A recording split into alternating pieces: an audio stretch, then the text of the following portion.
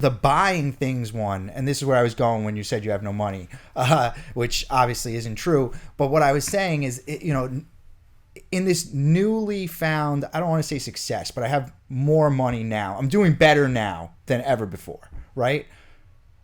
I'm also just learning as an adult that's making money. It was a weird realization that I came to like pretty recently, like, holy shit, I got to stop buying things because I can just buy whatever the fuck I want. Like, whenever you want. Whenever I want. Whatever I want. No point. Right. It's so in your face. Like, I've actively said to myself, I'm not going to buy anything else now. I'm done. I don't need anything else. I'm not buying. And then I always need something. Like, I think of something, marketing, it's hard for me. And I'm aware that there's an issue here.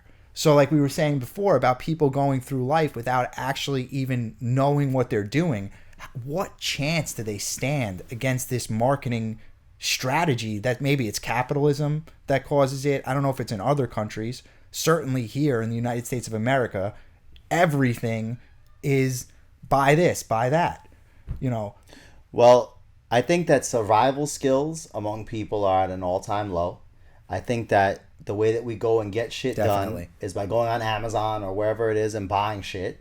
And nobody has any real idea of, including myself, of what it's like to survive on their own without the machine backing you up. But at the same time, I was watching a video about Atlantis and how they were destroyed because of their hubris.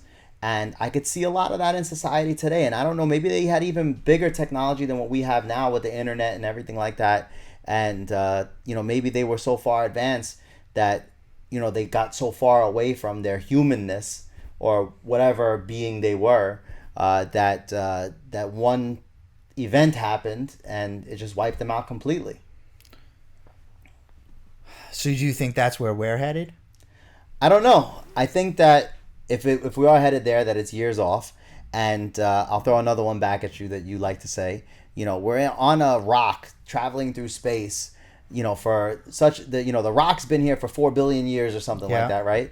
And we're on it for like this most minuscule amount of time of like 60 to 100 years if you're lucky. Short. If you're lucky. Yeah. So like, does it really fucking matter? Like, if a flood came tomorrow, like, and we were all wiped out, like, what the fuck was it all for? Even if the flood doesn't come and we're here for the whole 100 years, like, what does anything matter? Like, that's why it's such a sad thing when people don't have any kind of sense of self and they're just looking to the media to find out what they're supposed to look like, to find out how they're supposed to be, what they're supposed to buy, what things are acceptable for them to have and not have, what makes them successful or not, or unsuccessful, what makes them a loser or a, or a winner. Yeah. This is the ongoing human struggle that is a social construction. It's not a real thing. It's not real that certain people are successes and certain people are failures. That's not a real thing.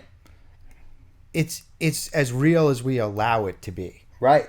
That's how it's real a social it is. construction. It's constructed by someone other than you, and you learned about that shit, and that's how you live your life. Right. If not, then you'd be out there in the fucking wilderness figuring out when your next meal was going to come, touching your stomach if you were hungry. That's all. But how long has it been like this? Since the end of hunter-gatherer society? It's possible. Like, wealth has been around for a long time. Thousands and thousands. I mean, the Egyptians had... Ancient Egyptians. Sumerians. Like, since the beginning of time, there was a separation between the wealthiest and the poorest.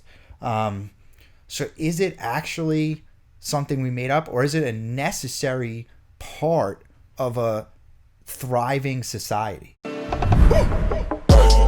Let's talk